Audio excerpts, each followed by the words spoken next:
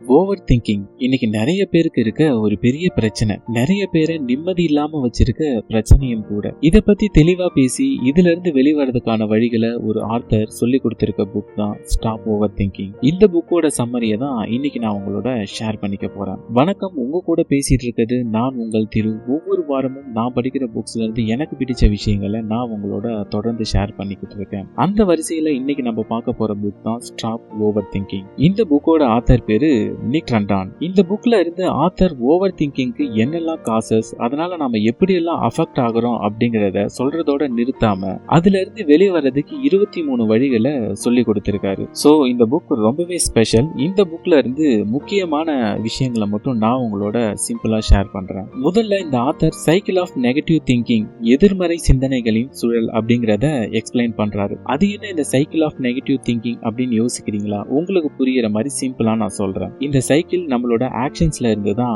ஆரம்பிக்குது. அதாவது நம்ம எல்லாருமே ஏதாவது ஒரு விஷயத்துக்காக முயற்சி பண்றோம், நம்மளோட ஹார்ட் ஒர்க்ஸை போடுறோம், அந்த ஹார்ட் ஒர்க்கு தகுந்த மாதிரியான பலன்களை எதிர்பார்க்கிறோம். ஆனா எத்தனை பேருக்கு அந்த மாதிரியான பலன்கள் கிடைக்குது அப்படின்னு பார்த்தா ரொம்பவே குறைந்த நபர்களுக்கு தான். பெரும்பாலான நபர்களுக்கு உழைப்புக்கான தகுந்த பலன் உடனடியா கிடைக்கிறது கிடையாது. அந்த மாதிரி கிடைக்காம போகும்போது தான் நமக்குள்ள முதல்ல எதிர்மறையான சிந்தனைகள் உருவாகுது அப்படின்றத ஆத்தர் சொல்றாரு. நம்மளால ஏன் முடியல, ஒருவேளை நமக்கு அதிர்ஷ்டம் இல்லையோ, இப்படியே முடியாமையோ போயிடுமோ அப்படின்னு நமக்குள்ள சிந்தனைகள் உருவாகுது. இந்த சிந்தனைகள் அடுத்து நம்மளோட உணர்வுகளை பாதிக்குது. தென் உடம்பும் மனசும் உற்சாகம் இல்லாததா மாறிடுது. அப்புறம் என்னங்க, இந்த மாதிரி உற்சாகம் இல்லாத உடம்போட மனசோட மறுபடியும் நாம முயற்சி செய்ய ஆரம்பிக்கிறோம். மறுபடியும் இந்த சைக்கிள் தொடருது. சிம்பிளா சொல்லணும்னா நம்ம செயல்கள் நம்ம சிந்தனையை பாதிக்குது, சிந்தனை உணர்வுகளை பாதிக்குது, உணர்வு உடலை பாதிக்குது, உடல் மறுபடியும் செயல்களை பாதிக்குது. இந்த சைக்கிள் மறுபடியும் தொடருது. இதைத்தான் எதிர்மறை சிந்தனைகளின் சுழல், சைக்கிள் ஆஃப் நெகட்டிவிட்டி அப்படின்னு சொல்றாங்க.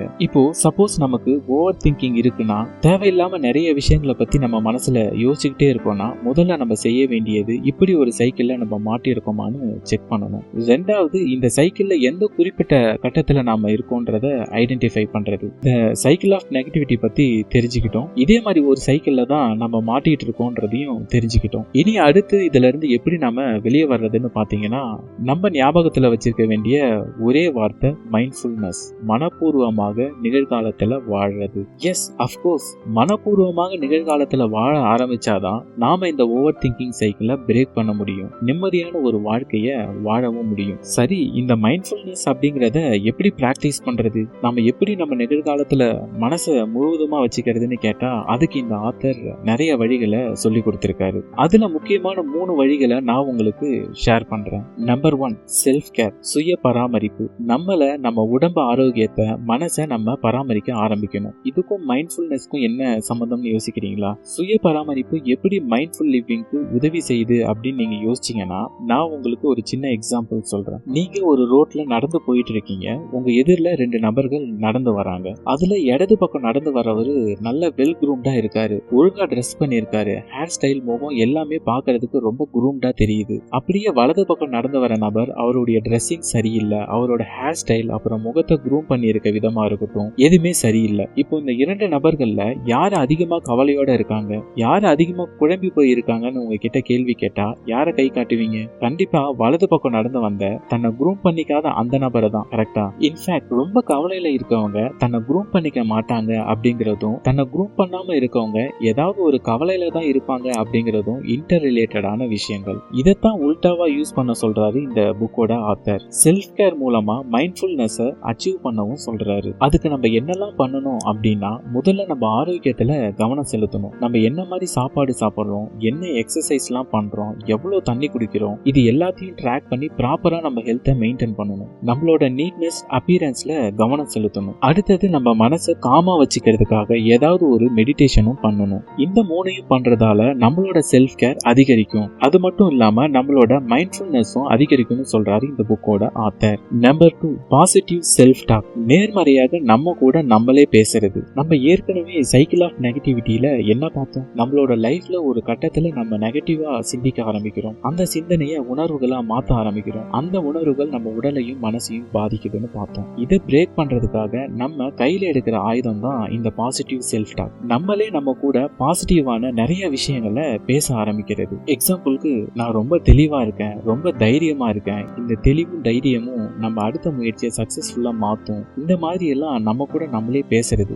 Number 3, gratitude. நன்றி சொல்றது. நம்ம ஏற்கனவே பார்த்தோம், நம்ம கிட்ட இல்லாத விஷயங்களை பத்தி நம்ம யோசிக்கும் போது ஐயோ இது நமக்கு கிடைக்கலையேன்னு யோசிக்கும் போதுதான் நமக்கு நெகட்டிவான தாட்ஸ் வருதுன்னு. அப்படி இருக்கும்போது நம்ம எதுக்காக நம்ம கிட்ட இல்லாததை பத்தி அடிக்கடி யோசிக்கணும்? அதுக்கு பதிலா நம்ம கிட்ட இருக்கிறதுக்காக நன்றி சொல்ல ஆரம்பிக்கலாமே. நம்ம கிட்ட இருக்கிறத பத்தி அதிகமா யோசிக்கலாமே. அதை பத்தி யோசிச்சோம்னா நம்ம நேர்மறையான சிந்தனைகளையும் அதிகப்படுத்த முடியும். அதுக்காக இந்த ஆத்தர் சொல்லி கொடுத்திருக்க வழிதான் கிராட்டிடியூட். நம்ம கிட்ட இருக்க சின்ன விஷயங்களையாவது நோட் பண்ணி அதுக்காக நாம நன்றி சொல்ல ஆரம்பிக்கிறது. இந்த நன்றி அப்படிங்கறத நம்ம வார்த்தையால சொல்லலாம், இல்ல ஏதாவது ஒரு பேப்பர் எடுத்து எழுதலாம், இல்லைன்னா ஒரு 5 நிமிஷம் உட்கார்ந்து நம்ம கிட்ட இருக்க ஏதாவது ஒரு சின்ன நல்ல விஷயத்துக்காவது தேங்க்யூ சொல்லலாம். இந்த மாதிரி கிராட்டிடியூட எக்ஸ்பிரஸ் பண்ண ஆரம்பிக்கும் போது நிச்சயமா நம்மளோட பாசிட்டிவ் திங்கிங் அதிகமாகும் அப்படின்றதையும் சொல்றாரு. நிச்சயமா நம்மளால ஓவர் திங்கிங்கை பிரேக் பண்ணி வெளியே வர முடியும் அப்படின்றதையும் ரொம்ப அழுத்தமா ஆத்தர் சொல்றாரு. ஸோ ஃபைனலா ஓவர் திங்கிங் பத்தி தெரிஞ்சுக்கிட்டோம். இது எல்லாத்தையும் நம்ம லைஃப்ல பிராக்டிஸ் பண்ண ஆரம்பிக்கணும்.